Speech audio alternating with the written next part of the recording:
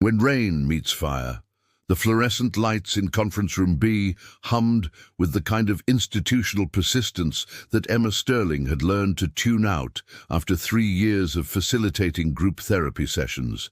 But tonight, something felt different. Maybe it was the way the October rain hammered against the windows, or how Marcus Reed sat in his usual corner chair, hands clenched so tightly his knuckles had gone white. "The thing about survivor's guilt," Emma said gently, addressing the circle of 7 people who'd gathered for their weekly session, "is that it convinces us we don't deserve to heal." She'd been watching Marcus for weeks now, noting how he never spoke unless directly asked, how his jaw worked like he was chewing words too bitter to swallow. Tonight, his dark eyes held something desperate, like a man standing at the edge of a cliff. "Marcus," she said softly, "you've been quiet tonight. How are you processing what David shared about his nightmares?" The silence stretched until it became uncomfortable. Around the circle, the other members shifted in their plastic chairs. Marcus stared at his hands, his breathing shallow and quick. "I can't," he whispered finally. "I can't keep pretending this helps." Emma leaned forward slightly, her training kicking in even as something deeper, more personal, twisted in her chest. "What would help, do you think?" Bringing them back. His voice cracked on the words. "My whole unit, Jackson, Morrison, little Tony with his pictures of his baby girl, they're dead because I froze. Because when it mattered, I couldn't." He stood abruptly, the chair scraping against linoleum. The other group members watched with the careful attention of people who'd all balanced on similar edges themselves. "I think we should take a break," Emma announced, her eyes never leaving Marcus's face. "Everyone will reconvene in 15 minutes. The room emptied slowly, each person touching Marcus's shoulder or squeezing his hand as they passed. Emma waited until they were alone before approaching him where he stood by the rain-streaked window. "Marcus, I know it feels impossible, right now, but you don't know," he said, turning to face her. Up close, she could see the exhaustion carved into his features, the way his hands trembled slightly. "You've never killed anyone. You've never watched good people die because you hesitated." Emma had been trained for this moment, had practiced the right words, the proper boundaries, but something in his voice, in the way he looked at her like she was the only solid thing in a world that kept shifting beneath his feet, made her forget her professional distance. "You're right," she said quietly. "I don't know what that feels like, but I know what it feels like to carry weight that doesn't belong to you." Before she could think better of it, before her supervisor's warnings about maintaining professional boundaries could stop her, Emma reached out and touched his arm. The contact was electric, sending warmth shooting up her arm and settling somewhere dangerous in her chest. Marcus stared down at her hand on his forearm, and something shifted in his expression. The desperation was still there, but underneath it Emma saw recognition, connection, the acknowledgement that passed between 2 people who'd been pretending they were stronger than they actually were. "Emma." He said her name like a prayer, like a question, like a lifeline. She should have stepped back, should have returned to her chair, resumed her role as the professional helper rather than the woman whose heart was beating too fast. Instead, she found herself moving closer, drawn by something she couldn't name. When Marcus's composure finally cracked completely, when the sobs started coming in great tearing gasps, Emma didn't hesitate. She wrapped her arms around him, feeling him collapse against her like a building finally giving way to inevitable gravity. He was taller than her by nearly a foot, broader through the shoulders. But in that moment, he felt fragile against her. His tears soaked through her cardigan as his good arm. She'd learned about the injury gradually, through careful questions and cautious admissions, wrapped around her waist. The hug should have lasted 30 seconds, should have been a brief moment of human comfort before they returned to their respective roles. Instead, Emma found herself holding tighter, her hand moving to the back of his neck where his hair was soft and still damp from the rain. Marcus pulled back just enough to look at her, his face inches from hers, and Emma saw her own confusion reflected in his eyes. This wasn't what was supposed to happen. This wasn't professional. This wasn't safe. But it was real in a way that nothing had been for months. "Thank you," he whispered, his breath warm against her cheek. Emma nodded, not trusting her voice, acutely aware that they were still touching, that her hand was still on his neck, that crossing this line would change everything between them. The sound of voices in the hallway broke the spell. They stepped apart quickly, both of them breathing hard, both of them trying to pretend that something fundamental hadn't just shifted in the space between them. As the group members filed back in, Emma caught her reflection in the rain-dark window. The woman looking back at her was flushed, her carefully maintained professional composure cracked wide open. She didn't look away. Crossing professional lines, the coffee shop on 5th Street had become Emma's refuge, a place where she could grade session notes without the sterile fluorescent judgment of her office.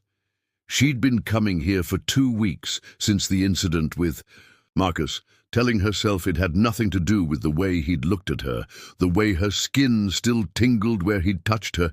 She was wrong.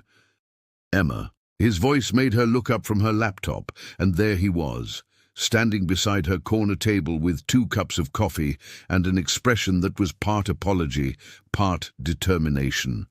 "Marcus." Her throat went dry. "What are you doing here?" I asked. "Around. Jessica said you liked this place." He set one of the cups in front of her, the gesture somehow both casual and loaded with meaning. "Your usual, vanilla latte, extra shot." The fact that he knew her order, that he'd asked her assistant, Jessica, about her habits, should have alarmed her. Instead, Emma found herself strangely touched by the attention to detail. "You can't keep doing this," she said, even as she wrapped her hands around the warm cup. "Showing up at my coffee shop, asking about my routine. It's not appropriate." Marcus sat down across from her, uninvited, his presence filling the small space between them. Neither was what happened in that room 2 weeks ago. Heat flooded Emma's cheeks. She'd been trying not to think about that night, about the way his arms had felt around her, about how she dreamed of his hands in her hair. That was a professional moment of comfort, nothing more. Was it? Marcus leaned forward, his voice dropping to barely above a whisper. "Because I haven't been able to stop thinking about it. About you." Emma's laptop screen had gone dark, reflecting their faces back at them like a mirror of guilty secrets. Around them, the coffee shop hummed with normal life. Students studying, couples sharing pastries, business people checking their phones. None of them were navigating the dangerous territory she'd stumbled into. "Marcus, I'm your therapist. There are boundaries. Boundaries you crossed first." His interruption was gentle but firm.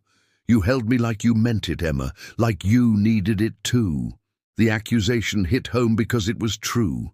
She had needed it, had been carrying her own weight for so long that the moment of genuine human connection had felt like water in a desert. That doesn't make it right. Doesn't make it wrong either. Marcus reached across the table, his fingers brushing hers before she could pull away. "Some things matter more than rules." Emma stared down at their almost touching hands, at the way her pulse jumped at the contact. "You don't understand. I could lose my license, my career, everything I've worked for. And I could lose the only person who's made me feel human since I got back." His thumb traced across her knuckles, sending electricity up her arm. "Seems like we're both taking risks here." Before Emma could respond, before she could pull her hand away and restore some semblance of professional distance, the coffee shop. Doorbell chimed. Dr. Helen Cross, her supervisor, walked in, scanning the room with the sharp eyes of someone who'd spent decades reading people's secrets. Emma jerked her hand back like she'd been burned, but it was too late. Helen's gaze found them, took in their proximity, the intimate way they'd been leaning toward each other. Her expression shifted from casual interest to professional concern. "Emma," Helen said, approaching their table with measured steps, I didn't expect to see you here. With a client. The word client fell between them like a blade. Marcus straightened. In his chair, his jaw tightening as he recognized the challenge in Helen's voice. Dr. Cross, this is just a coffee meeting, I understand. Helen's smile was sharp with warning. Marcus, isn't it? From the Thursday group. Marcus nodded, his eyes moving between the two women like he was calculating the damage already done. I should go.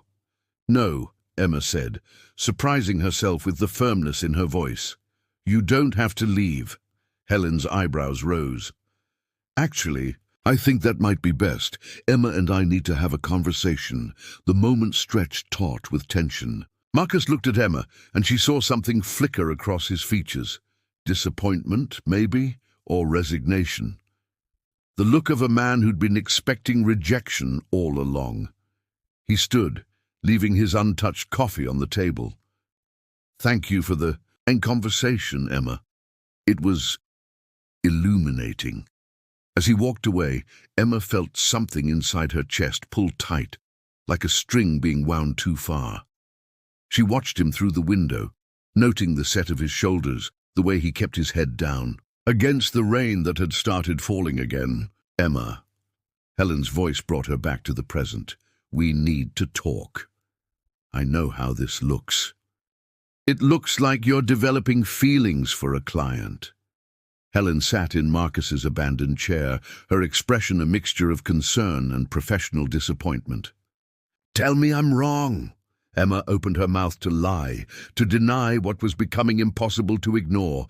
Instead, she found herself staring into her coffee, watching the foam dissolve into meaningless swirls. I can't, she whispered. Helen sighed, the sound heavy with years of experience watching good therapists make bad choices. Emma, you're one of our best, but this path you're on, it only leads to pain, for both of you. Outside, Marcus had reached his car. He paused with his hand on the door handle, looking back toward the coffee shop window. Even through the rain-streaked glass, Emma could see the question in his posture. She raised her hand in a small wave, and something in his stance relaxed.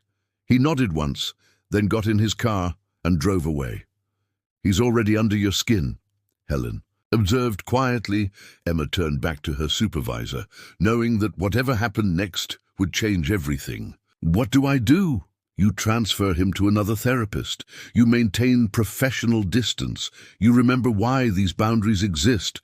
But even as Helen spoke, Emma was thinking about the way Marcus had said her name, the way his touch had felt. Like coming home to something she'd never known she was missing. The rain kept falling, and Emma realized she was already too far gone to turn back. Part 3. The truth about healing. Emma's hands shook as she read the military discharge papers Jessica had found in Marcus's file, papers that told a very different story than the one he'd been sharing in group therapy for 3 months. No deployment, no unit, no dead soldiers to haunt his dreams. The conference room felt smaller today, oppressive with the weight of lies finally coming to light. Marcus sat across from her, no longer the broken veteran seeking healing, but a man who'd constructed an elaborate fiction to get close to her.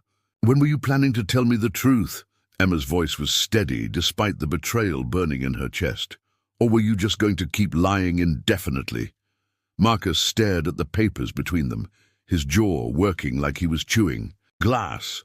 When he finally looked up, his eyes held a different kind of pain, not the trauma of war, but the shame of exposure. There never seemed like a good time to explain that I'd been stalking my therapist for months. Is that what this is? Stalking? Emma tried to keep her voice clinical, professional, but the hurt leaked through anyway. The coffee shop meeting, showing up everywhere I go, learning my routine? No. Marcus ran his hands through his hair, the gesture achingly familiar. Maybe at first. I don't know, it's complicated. Then uncomplicate it for me.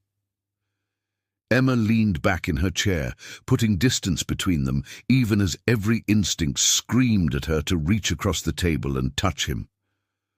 Start with why you lied about your service record. Marcus was quiet for so long that Emma wondered if he was going to answer at all. Outside, the November wind rattled the windows like something trying to get in. "I was deployed," he said finally. "For about 3 weeks. Then I had what they called an acute stress reaction during a training exercise. No enemy fire, no life or death situation. Just the sound of helicopters overhead, and suddenly I was on the ground, shaking like a leaf, convinced I was dying." Emma felt her professional mask slipping. This was still trauma, still pain that deserved compassion. What happened then? Medical discharge, PTSD diagnosis before I ever saw combat. "My unit shipped out without me." His laugh was bitter, self-deprecating. "So I came home to a hero's welcome I hadn't earned, to everyone thanking me for my service, while I knew I was just a washout who couldn't handle the sound of his own side's aircraft." The pieces were starting to fit together, but Emma still didn't understand the elaborate deception. That doesn't explain the lies about losing your unit, about survivors' guilt. "Because the truth made me sound pathetic," Marcus said. "A man who crumbled before he even got to the fight. But PTSD from combat, that's honorable trauma. That's something a woman like you might actually care about." "A woman like me?" Emma's voice sharpened. "What's that supposed to mean?" "Smart, educated, someone who helps people for a living." Marcus met her eyes, and she saw years of self-loathing there. "I'm a 32-year-old former security guard who lives in his sister's basement and couldn't make it through basic military training. What could I possibly offer someone like you except a good sob story?" The confession hung between them, like smoke from a fire that had been burning too long. Emma realized she was angry, not just at the lies, but at his assumption about what mattered to her.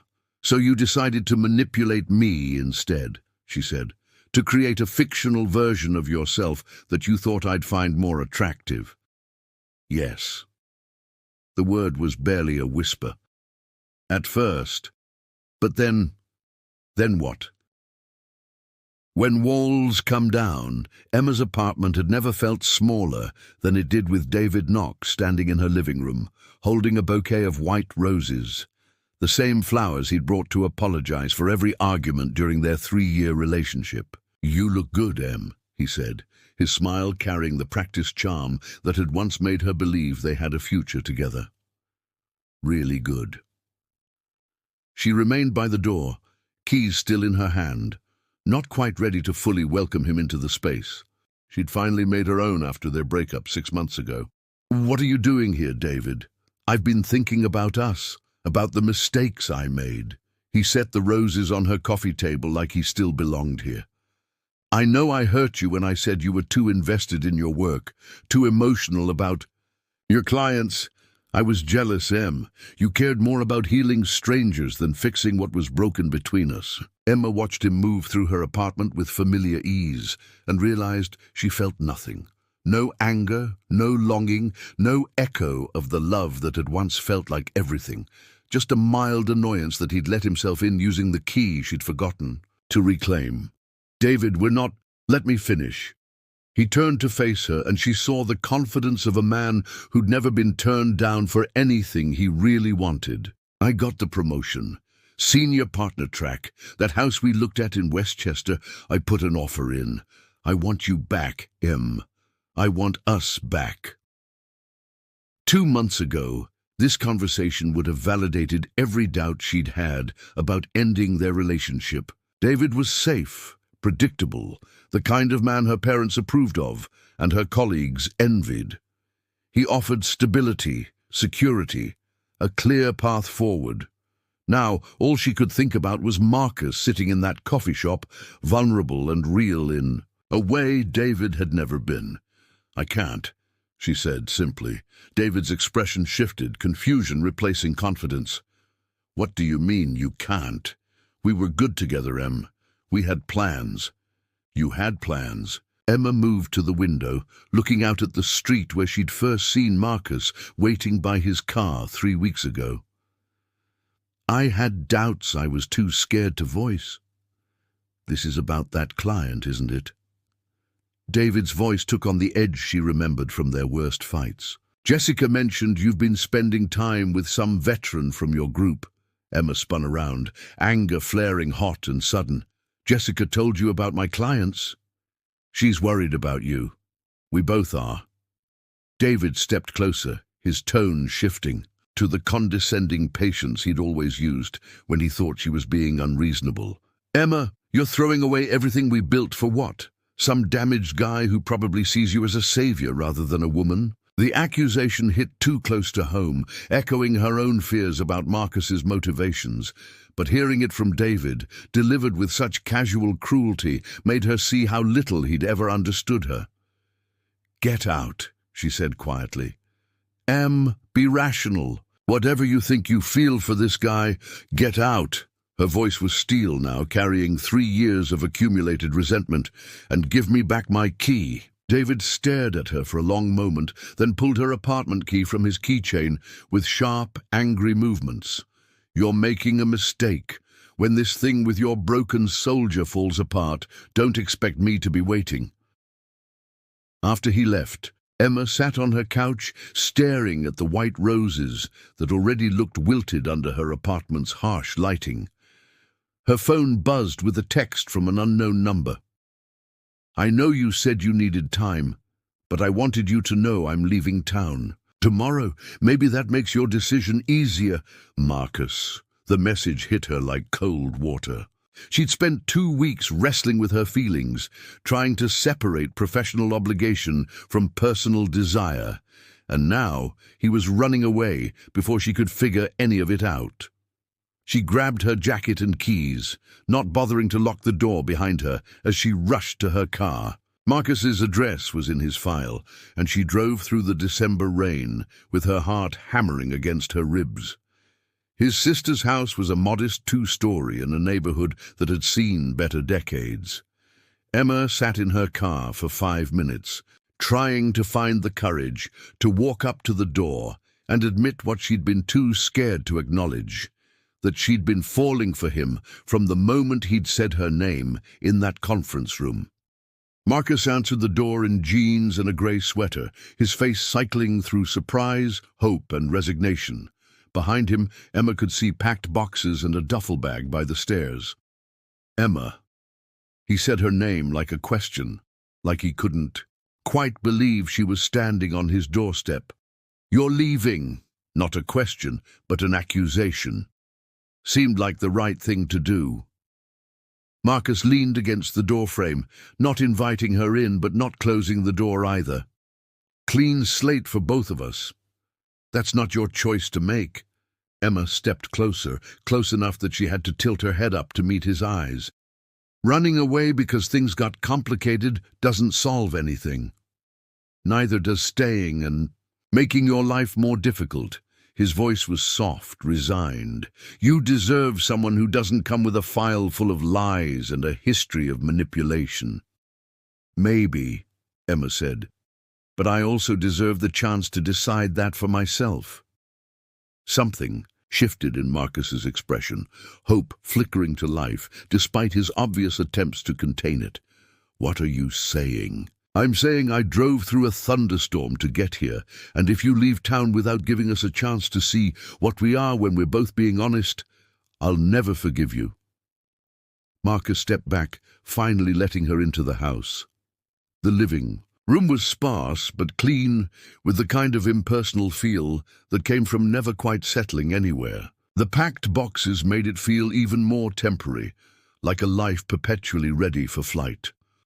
I don't know how to be in a relationship without lying, Marcus said quietly. I've been pretending to be someone else for so long. I'm not sure there's a real person left underneath. Emma reached for him then, her hands framing his face the way she'd wanted to do for weeks. Then let's find out together. No more therapy sessions, no more professional boundaries. Just Marcus and Emma, figuring out who we are when we're not performing for each other. When he kissed her, it felt like the first honest moment between them. No desperate need, No forbidden attraction, just the simple acknowledgement of two. People choosing each other, despite every rational reason not to. "Stay," Emma whispered against his lips. "Stay and fight for this with me." Marcus pulled back just enough to look at her, and Emma saw the exact moment he stopped running from himself. "Okay," he said, "but I'm keeping the boxes packed for a while, just in case." Emma smiled, feeling something tight in her chest finally release. "Fair enough. But Marcus..." "Yeah? Next time you want to leave town to protect me from my own choices, maybe discuss it with me first." His laugh was low and real, and Emma realized this was what she'd been falling for all along, not the broken veteran or the confident pursuer, but the man who could find humor even in the ruins of his own making. Part 5. What Comes After 6. Months later, Emma's new office smelled like fresh paint and possibility. The brass nameplate on her door read, "Sterling Counseling Services," and every morning when she unlocked it, she felt a flutter of pride mixed with terror at what she'd built. Leaving the community center had been the hardest professional decision she'd ever made, but also the most honest. After Helen had quietly suggested she might be better suited for private practice, Emma had realized she was tired of choosing between her heart and her career. Now she could help people on her own terms, with her own rules about what healing could look like. The Thursday afternoon group was smaller than her old one, only 5 people, but the intimacy made for deeper conversations. She was wrapping up a session about forgiveness when there was a soft knock on her door. "Come in," she called, expecting her next individual client. Instead, Marcus walked in, followed by a young woman with short dark hair and eyes that held the particular wariness Emma had learned to recognize in people who'd been hurt by those they should have been able to trust. "Emma," Marcus said, his voice carrying the warm familiarity of 6 months of honest conversations, fights, and reconciliations. "I'd like you to meet Sophie Martinez. Sophie, this is Dr. Sterling." Emma stood, extending her hand to the newcomer. "Sophie, it's nice to meet you. Marcus told me you might be interested in joining our group." Sophie's handshake was brief but firm. She glanced around the office, taking in the comfortable chairs, the soft lighting, the carefully chosen artwork that said "safe space" without trying too hard. "Marcus says you help people who've been through difficult relationships," Sophie said carefully. "People who maybe made some bad choices but want to do better." Emma caught Marcus's eye over Sophie's head. In the months since they'd started their complicated, unprofessional, utterly real relationship, he'd been working with a different therapist, Dr. Patricia Wong, who specialized in anxiety disorders and had no qualms about treating the boyfriend of a colleague. The change in him was remarkable, subtle but profound. Gone was the desperate edge that had driven him to construct elaborate lies for her attention.